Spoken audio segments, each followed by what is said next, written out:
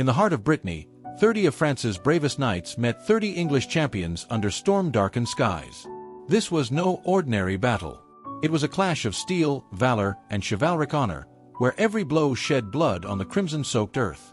No quarter was given, and by the end, heroes on both sides would etch their names into the annals of medieval history.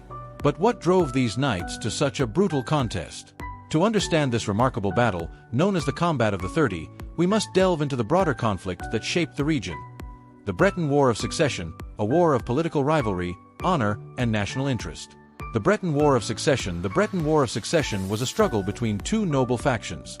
The House of Montfort, backed by England, and the House of Blois, supported by France.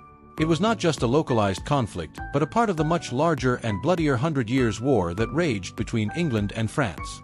At its heart was control over the Duchy of Brittany, an area vital to both powers. By 1351, the war had reached a stalemate. Both sides held strongholds throughout Brittany, launching occasional raids and attacks on each other's territories. As exhaustion and frustration grew, one knight, Robert Bemborough, aligned with the English-backed Montfort faction, sought to break the deadlock.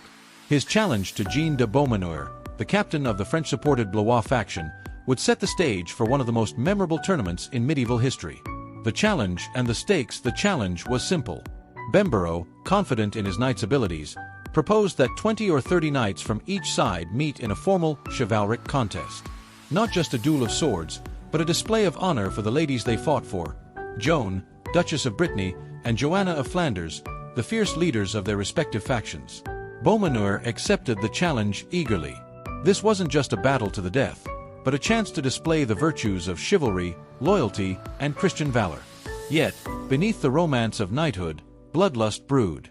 Chroniclers like Froissart and Jean Le Bel recorded that what began as an honor-bound competition soon became a fight for survival. A tournament of blood on March 26, 1351, under the looming shadow of the oak at Mivois, 30 knights from each side lined up, their armor gleaming, their swords sharp. The Breton and English knights stared each other down, knowing that many would not walk away from this battle. Steel clashed with steel in a brutal melee of swords, daggers, spears, and axes. The fighting was savage, both on horseback and on foot.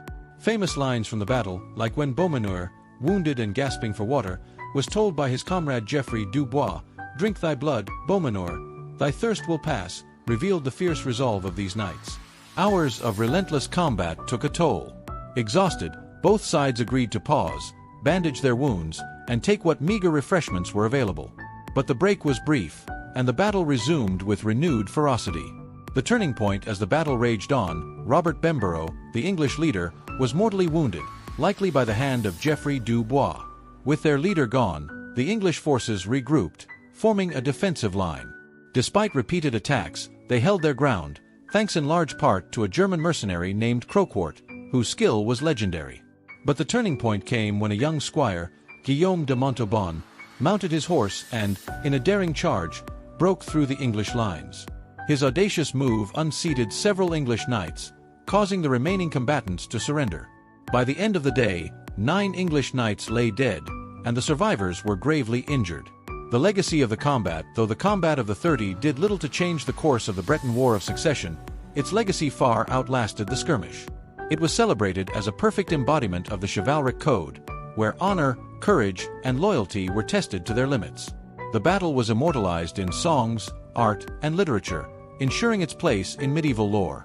A commemorative stone was placed at the site of the battle, and King Charles V of France commissioned a tapestry depicting the event. The combatants, especially those who survived, became legends in their own right.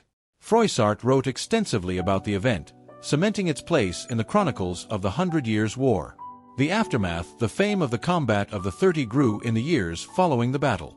Survivors were honored in the courts of Europe, with some, like Yves Charoul, a scarred veteran of the combat, earning high praise from King Charles V himself. The combat became a symbol of Breton resistance, and in 1811, Napoleon commissioned an obelisk to commemorate the event, though it was only erected in 1819. The inscription praised the Breton knights for defending the poor and resisting foreign invaders, and the monument became a symbol of Breton pride and chivalric bravery for generations to come. A timeless tale of honor. The Combat of the 30 remains one of the most iconic and celebrated moments of chivalry in medieval history. It may not have altered the outcome of the war, but it stands as a testament to the ideals of knighthood. In an age when warfare was brutal and often senseless, this battle reminds us that even amidst bloodshed, there was room for honor, valor, and respect.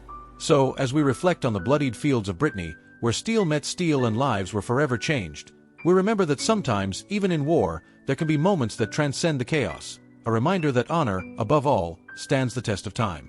Subscribe to this channel to explore more epic moments from history where valor, bravery, and sacrifice shaped the world we know today.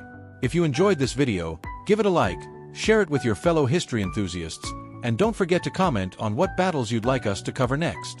Stay tuned for more incredible stories of history's unsung heroes.